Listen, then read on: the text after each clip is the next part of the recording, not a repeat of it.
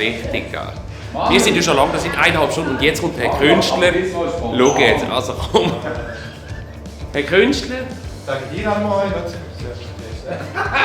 Das ist der Fahrer von Herrn Künstler. Du musst ihn auch noch filmen. Ja, nein, siehst du.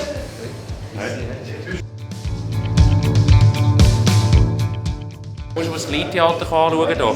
Wir haben ja früher hier in Luzern auch jemanden mal gespielt. Es sieht ziemlich ähnlich aus. Den Burkhard mitnehmen.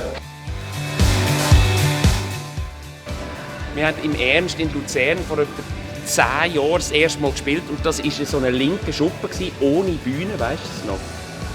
Und es hat etwa 3 Reihen gehabt, etwa 30 Leute. Das haben sie abgerissen, das gibt es nicht mehr. Aber ja.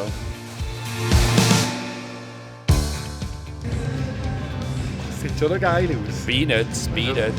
Eben, er ist jetzt gerade gekommen, ich bin seit dem 2 habe ich jetzt gekleberlet. Reihe 4, Platz 25, Reihe 25. Und die sind alle noch nicht selbst geklebt. Das ist noch... Das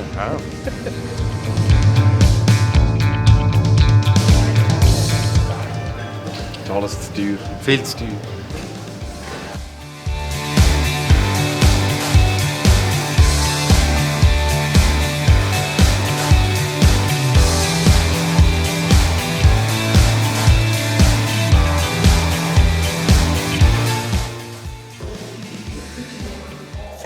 Bei Liverpool 5-0. 5-0, stell dir vor.